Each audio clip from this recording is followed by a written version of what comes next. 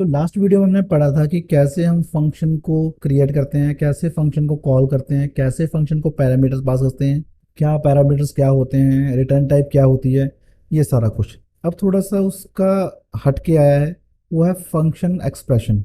ठीक है, जिसको हम लैम्डा फंक्शंस भी बोलते हैं।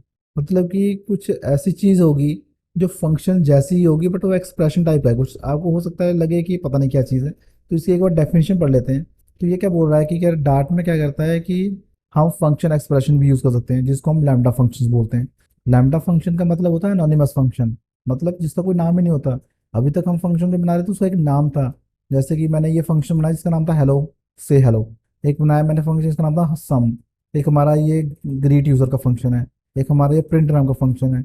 ये मेन नाम का फंक्शन है। बट अब जो टॉपिक आ रहा है उसमें वो कह रहा है कि नाम ही नहीं है कोई, एक अनोनिमस फंक्शन आ गया। ठीक है, तो उसको हम कैसे यूज करेंगे? अब उसके बारे में पढ़ रहे हैं हम। ठीक है, तो उसको क्या कह रहे हैं कि जब इसको क्रिएट करेंगे, है ना, तो हम उसका कोई नाम ही नहीं देंगे। ठीक है ना, हो गया ना उससे बिल्कुल अलग। मतलब होगा वो फंक्शन, काम फंक्शन की तरह करेगा, पर उसको कोई नाम नहीं होगा, बिल्कुल अनोनिमस होगा। ठीक है, अब ये क्या कह रहा है कि ये यूजफुल होता है, कब यूजफुल होता है? कि अगर हमने किसी फंक्शन के पैरामीटर में, आर्गुमेंट में एक फंक्शन ही पास करना है एज इट इज, तब ये यूजफुल होता है। या फिर कह रहा है कि हमने कोई कंसाइज फंक्शन क्रिएट करना है। ठीक है, मतलब कि एक हमने वेरिएबल बनाना है जिसमें हमने एक स्ट्रक्चर बना के बताना है कि भाई ये फंक्शन होगा, कोई इस टाइप का होगा, तब हम इसको भी क्रिएट कर सकते हैं। ठीक है, अब आगे इसकी एक्सप्लेनेशन में देखते हैं कि इसका सिंटेक्स कैसा हो सकता है। ठीक है, अब देखो इसमें क्या है कि पैरेंथेसिस स्टार्ट होगी स्टार्टिंग में, ये स्टार्टिंग की बात है। पैरेंथेसिस स्टार्ट होगी, उसके अंदर आएगा पहला पैरामीटर, दूसरा पैरामीटर और जितने पैरामीटर देने चाहो। ठीक है, और उसके बाद आएगी करली ब्रेसेस के अंदर फंक्शन की बॉडी। बस काम खत्म। मतलब कि फंक्शन में क्या होता था, इससे पहले रिटर्न टाइप होती थी, फंक्शन का नेम होता था, फिर ये आती थी ब्रैकेट्स। अब इसमें वो रिटर्न टाइप और फंक्शन का नेम नहीं है, बाकी ये आगे वाला पार्ट है। मतलब कहने का है कि अगर हम पीछे चलें तो ये जैसे फंक्शन है इंट कैलकुलेट सम नाम का, फिर ब्रैकेट्स के अंदर है इंट ए और दूसरा है इंट बी, फिर करली ब्रेसेस के अंदर काम हुआ। अगर मैं यहाँ से ये चीज़ रिमूव कर दूँ तो ये एक अनोनिमस फंक्शन बन जाएगा। मतलब ये काम तो वही करेगा, ए और बी को प्लस करके रिटर्न करेगा, बट इसका कोई नाम नहीं होगा, इसका कोई रेफरेंस नहीं होगा। अब आप सोच रहे होंगे अगर इसका नाम ही नहीं है, फिर इसको फिर हम यूज़ कैसे करेंगे? ठीक है, चलो अब वही देखते हैं सबसे पहले तो। ठीक है ना, तो पहली जैसे हमने सिंटेक्स देखा, तो पहला एग्जांपल तो इन्होंने ये देखो ये दिखाया है कि यह है जो बिना पैरामीटर का फंक्शन है, अनोनिमस फंक्शन। इसमें क्या है, सिंपली ब्रैकेट से करली ब्रेसेस के अंदर जो हमने काम करना था, मतलब कि वो से हेलो वाला फंक्शन था ना, उसके आगे से मैंने से हेलो रिमूव कर दिया। ठीक है, तो हमारा वो अनोनिमस फंक्शन बन गया उसी टाइप का। ठीक है, ऐसे ही मैंने एक और दूसरा बनाया, उसमें क्या था, वो जो प्लस वाला काम हो रहा था। अब ये वाला देखो आपको थोड़ा अलग लग रहा होगा कि उसमें तो कुछ अलग तरह का था, वो वही रहा था, बट उसमें तो रिटर्न लगा हुआ था, यहाँ रिटर्न है नहीं, है ना, आपको थोड़ा अलग लग रहा है ना। अब इसको करके देखते हैं पहले। ठीक है, चलो ये पहले मैं ये करके दिखाता हूँ आपको। ठीक है, तो ये बना हमारा एनोनिमस फंक्शन। अभी मैं क्या करता हूँ कि ये सारा कोड ऊपर से रिमूव कर देता हूँ फिलहाल, नहीं तो आपको कंफ्यूजन रहेगी कि कौन सा कॉल हो रहा है। ठीक है, अब इसको रन करता हूँ। तो ऑब्वियस सी बात है कि जैसे हमने पहले ही देखा था कि फंक्शन हम क्रिएट करते हैं, वो अलग चीज़ है। फंक्शन को कॉल जब तक नहीं करते तब तक उसकी आउटपुट नहीं आती। ठीक है, मतलब कि इसको हमें कॉल करना होगा। तो जैसे हम फंक्शन को कॉल करते थे, हम क्या करते उसका नेम लेके ब्रैकेट्स लगाते थे और बाद में सेमीकोलन लगाते थे। अब इसका नेम नहीं है तो आप सोच रहे होंगे कि हम इसको ऐसे कॉल कर देंगे। ठीक है, जो कि इससे मैच कर जाएगा, है ना। और चलो ये चला के देख लेते हैं कि देखो अभी भी आउटपुट नहीं आई, क्योंकि ये तो इसका मैच ही नहीं किया बिल्कुल भी। लग बेशक इसके जैसा रहा है, बट ये ऐसा है ही नहीं। तो यहाँ पे एक ट्विस्ट आया है, उस ट्विस्ट को हम देखते हैं अब। ठीक है, पर इससे पहले मैं आपको ये दूसरे एग्जांपल करके दिखा दूं ताकि आपको उन दोनों में डिफरेंस दिख जाए। ठीक है, ये ऐसा है ना। अब इसको मैं थोड़ा एक्सपैंड करके लिखता हूँ कि एक्चुअल में ये है क्या चीज़। ये एक्चुअल में ऐसा था, ये देखो, ये इसी का शॉर्ट वर्जन है। ठीक है, इसी को शॉर्ट में लिखा हुआ है, वो क्यों? अब क्या होता है कि ये तो हो गया हमारा फंक्शन। ठीक है, और इसको बोलते हैं लैम्डा। ठीक है, इस एरो का मतलब, फैट एरो का मतलब होता है कि ये जो एक्सप्रेशन हो रहा है, जो काम, ये रिटर्न हो जाए इसमें। ठीक है, मतलब ए प्लस बी की वैल्यू जो है वो रिटर्न होगी इस फंक्शन से, तो वो ये होता है। ठीक है, और मतलब कि यहाँ पे हमें लिखना पड़ रहा है कि रिटर्न करो ये वैल्यू, और इसका मतलब यही होता है कि ये वैल्यू रिटर्न होगी। ठीक है, मतलब इसका शॉर्ट वर्जन है, तो ये ऐसे लिखते हैं हम। ठीक है, ये लिख लो चाहे ये लिख लो, एक ही बात है। अगर आपका एक लाइन का कोड है तो आप इसको ये ऐसे लिख सकते हो, ज़्यादा बेटर रहेगा। अगर आपके यहाँ पे मल्टीपल लाइन का कोड है, मान लो अगर आपने यहाँ पे कुछ और भी करना होता, 4+5 करना होता इससे पहले, तब आप ऐसा नहीं कर सकते थे। यह है सिंगल लाइन के लिए ओनली। ठीक है, इसको मैं हटा देता हूँ। तो ये तुम्हें पता लग गया कि एनोनिमस फंक्शन कैसे क्रिएट होते हैं। ठीक है, अब आगे चलते हैं। अब देखते हैं यूजेस कि कैसे हम इसको यूज़ करेंगे। ठीक है, अब यूज़ करने के लिए हमें पहले इसको असाइन करना होगा। ठीक है, तो इसमें क्या बता रहे हैं कि assigning a function expression two variable. तो हम क्या करेंगे, सबसे पहले हम एक जो ये एक्सप्रेशन बना है फंक्शन एक्सप्रेशन, इसको हम वेरिएबल को असाइन कर सकते हैं। ठीक है, फिर उस वेरिएबल को हम एज अ फंक्शन यूज करेंगे। ठीक है ना, मतलब इसमें 3 स्टेप हो गए। अब देखते हैं एग्जांपल कैसी है। यहाँ पे मैंने क्या किया, एक वेरिएबल क्रिएट किया से हेलो नाम का, उसमें मैंने वो वैल्यू असाइन कर दी, वो फंक्शन एक्सप्रेशन ही पूरा असाइन कर दिया, लो इसको यूज करो। और बाद में मैंने इस फंक्शन को, मतलब इस वेरिएबल को एज अ फंक्शन कॉल कर दिया, उसकी आउटपुट आ गई। करके देखते हैं इसको। जैसे मैं इसी को ही करता हूँ, वेर हेलो। ठीक है, अब देखते हैं कि अब तो मैंने इसको असाइन किया, अब देखते हैं चलता है कि नहीं चलता है। ये देखो, अभी भी नहीं चला, क्योंकि अभी हमारा दूसरा स्टेप हुआ है, मतलब कि अभी तो हमारा असाइन हुआ है, अभी तक कॉल हुआ ही नहीं। कॉल कैसे करेंगे, वही सेम हेलो, फिर पैरेंथेसिस एंड में सेमीकोलन। अब इसको रन करते हैं, अब आई है आउटपुट।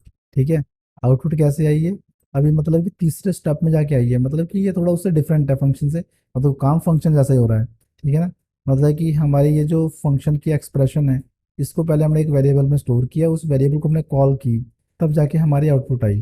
ठीक है, ये तो था हमने कैसे वेरिएबल में यूज करके, वेरिएबल में स्टोर करके उसको कॉल किया। अब हमने एक लास्ट में ये भी बात की थी कि इसको हम आर्गुमेंट की तरह भी दे सकते हैं, मतलब कि फंक्शन के पैरामीटर में पास कर सकते हैं। अब उसको देखते हैं। ठीक है, using function expression as argument.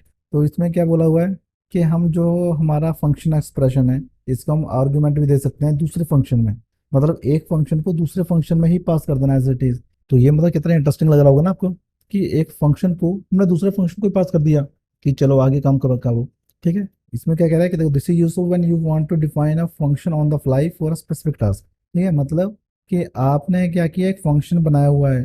ठीक है, वो कुछ काम करेगा, बट वो काम भी आप उस फंक्शन के अकॉर्डिंग बताओगे, कि वो फंक्शन ही बताएगा कि वो काम कैसा होगा। ठीक है ना, इसलिए वो ऑन द फ्लाई है सारा कुछ। ठीक है, अब इसकी एग्जांपल देखते हैं, तो सिंटेक्स देखते हैं। तो वो क्या है, सेम वही, ये हमारा सिंपल फंक्शन जो होता ही था, एक रिटर्न टाइप है कोई भी, उस फंक्शन का नेम है, उसके पैरेंथेसिस स्टार्ट हुए। यहाँ पे उसने 2 पैरामीटर एक्सेप्ट किए, एक इंट ए, एक इंट बी, और एक और पैरामीटर है, बट वो पैरामीटर थोड़ा अलग है, वो है फंक्शन टाइप का।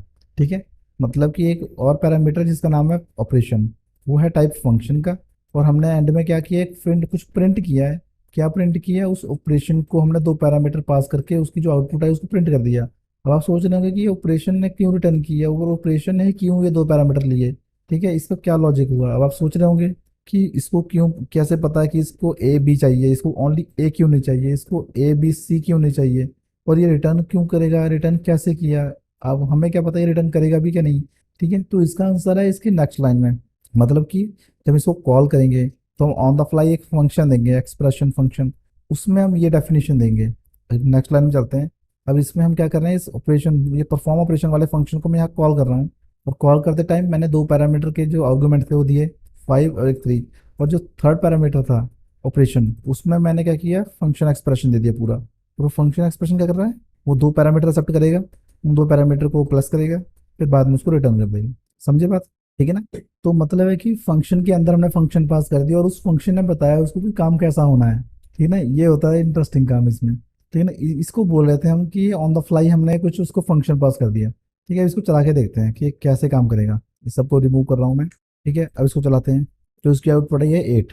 वो कैसे, कि जब हमने डिफाइन किया परफॉर्म ऑपरेशन को, तो यहाँ पे मैंने 2 पैरामीटर दिए थे, एक इंट ए और एक इंट बी।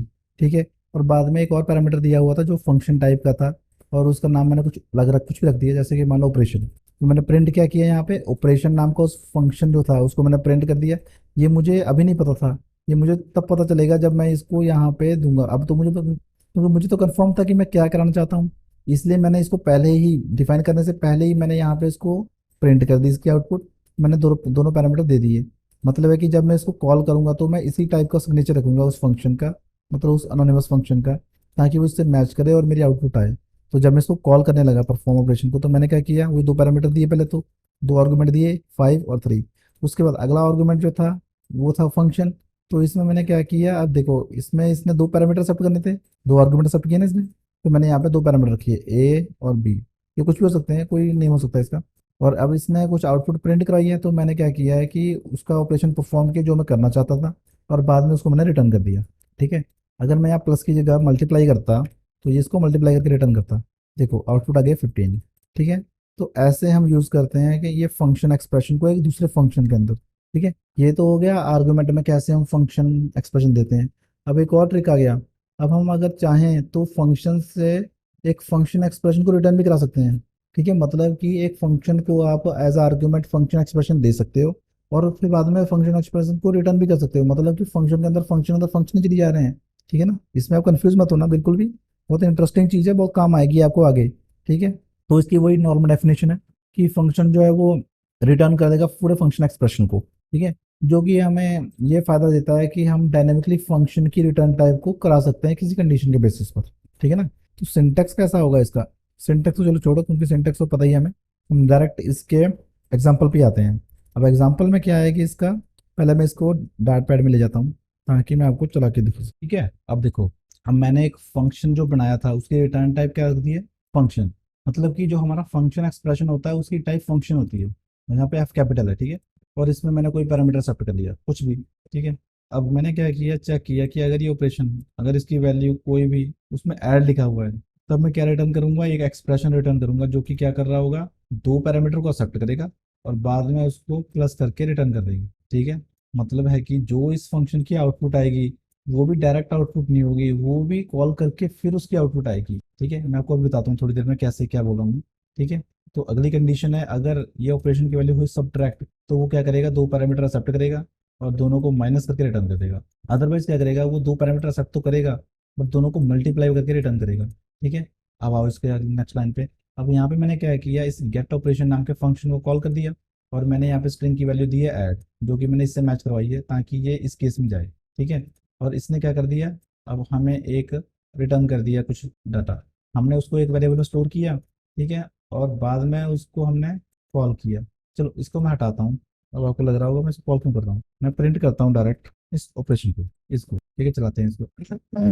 देखो आउटपुट क्या ही है, closure main underscore get operation underscore closure, मतलब इसने इसका रेफरेंस दे दिया, इसके अंदर कुछ क्लोजर था, इसको क्लोजर बोलते हैं क्योंकि इसका तो कोई रेफरेंस ही नहीं, क्लोजर ही बोलेंगे इसको। ठीक है, तो वो कह रहा है कि ये तो कुछ रेफरेंस आ गया, वो कह रहा है कि ये तो आउटपुट है ही नहीं, हम तो चाहते थे कि इसने इसको रिटर्न कर दिया होगा, बट जैसे कि हम देख पा रहे हैं कि ये तो एक एक्सप्रेशन है अभी तक, है ना, जो हमने पीछे किया था, ये तो ये रिटर्न हुआ है। और इसको हम कैसे यूज करते थे, पहले इसको एक वेरिएबल में डालते थे, फिर उस वेरिएबल को एज अ फंक्शन कॉल करते थे, जैसा हमने ये नीचे किया है, हाँ किया है, यहाँ पे शायद हमने नहीं किया हुआ, हमने सिर्फ एक को ही किया है कि हमने क्या किया था, उस एक्सप्रेशन को पहले एक वेरिएबल में डाला, उस वेरिएबल को हमने एज अ फंक्शन कॉल किया।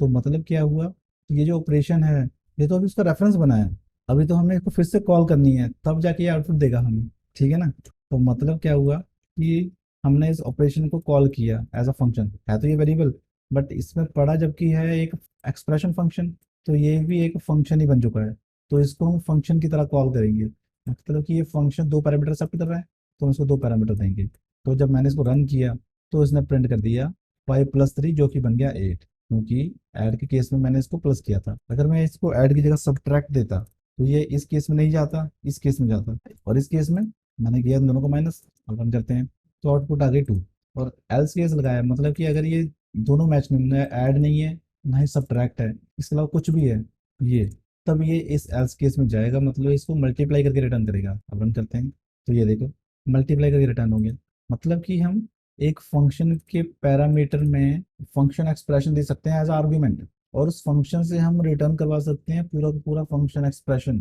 ठीक है, समझ रहे हो ना आप कि ये फंक्शन एक्सप्रेशन कितना काम का हो सकता है, कि ये देखो पूरा का पूरा फंक्शन, पूरी डेफिनेशन रिटर्न कर रहे हैं हम। ठीक है ना, फंक्शन तो ये एक तरह से देखा जाए तो स्केलेटन बना, इसने किया कुछ नहीं, ये तो एक स्ट्रक्चर रिटर्न कर रहा है, काम तो यहाँ परफॉर्म हो रहा है ना, मेन काम तो। ठीक है ना, इसने तो सिर्फ एक स्ट्रक्चर दे दिया कि ये जो ऑपरेशन आया ये किस टाइप ऑपरेशन आया हमें, जैसे यहाँ पे अभी हमें ये मल्टीप्लाई टाइप ऑपरेशन मिला है, जब हमने इसको ऐड दिया था तो यहाँ पे ऐड टाइप ऑपरेशन मिला था हमें। ठीक है ना, तो इसने तो सिर्फ एक स्ट्रक्चर रिटर्न किया है हमें, आउटपुट मिले इससे। तो ऐसे हम फंक्शन एक्सप्रेशन को यूज करते हैं इसमें। ठीक है, तो ये था फंक्शन एक्सप्रेशन डार्ट के अंदर, इसको आप अच्छी तरह रिवाइज कर लेना क्योंकि ये बहुत ही यूजफुल होगा, और जब आप फ्लटर में काम करोगे तो आपको बहुत यूजफुल होगा। Thank you for watching this video. Please subscribe to my channel and share with your friends as well so I can create more valuable content for you. Follow us on other social media accounts as well. Links are in description of this video.